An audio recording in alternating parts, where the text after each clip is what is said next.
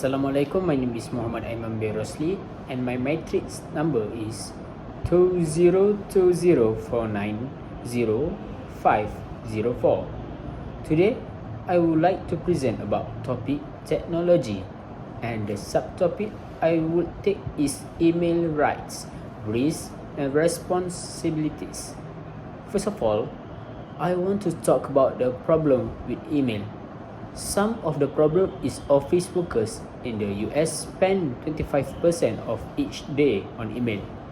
In 2009, the Bush administration turned over 100 million electronic message to the National Archive, and then the Clinton administration left behind 32 million in 2001.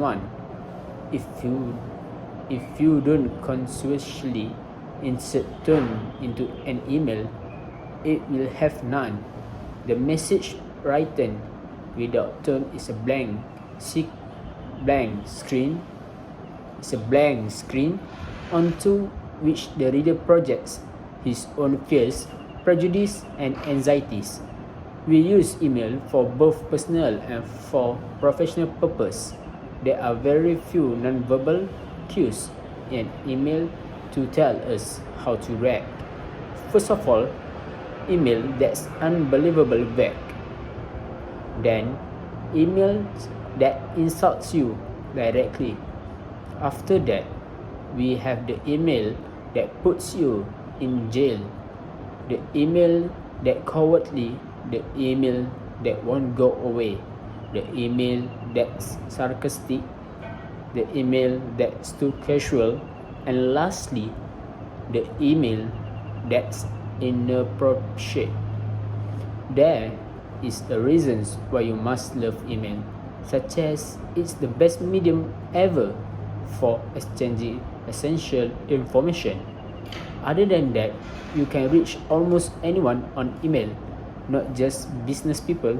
Besides, email knows no time zone, and email allows you to craft your message on your own terms and your own schedule. You have the choice of preserving and presenting parts of all of an email string. Lastly, email lets you attach and include additional information that the recipient can retrieve when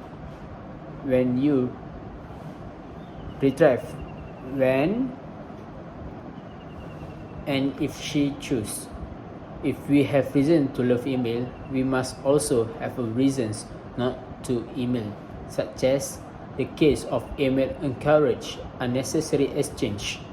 Then, email has largely replaced the phone call, but not all should be replaced.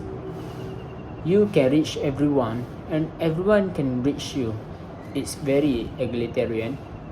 Lastly, the fact that email defies time zones also means that it can defy propriety. When to write a letter instead, when you want a document that can be filed, archived, or framed. Then, when you want to create something that recipient can sever.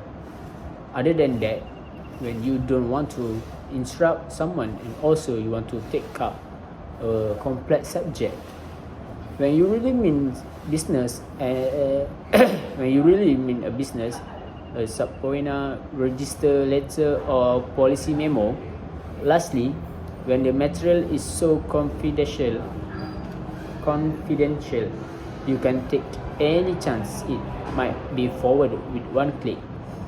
When you need to send a fax can come with what is considered a true copy of an authentic signature. Other than that, you need to use a fax because you can send important hard documents like contract, a schematic, a child's drawing, and also rapidly. This is because it's more secure. A fax is less likely to be sent to multiple addresses, forward, or misdirect.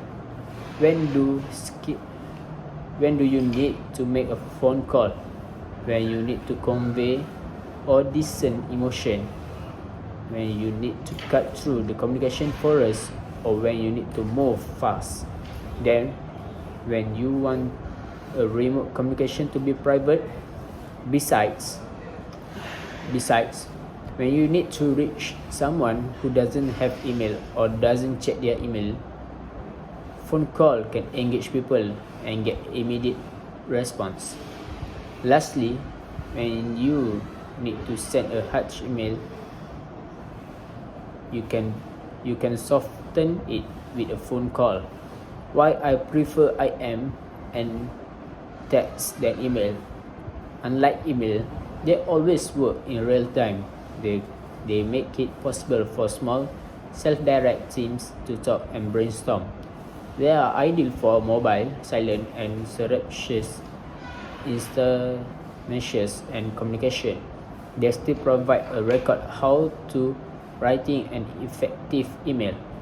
Firstly, pay attention to grammar, syntax, and the rules of writing and the rules of composition.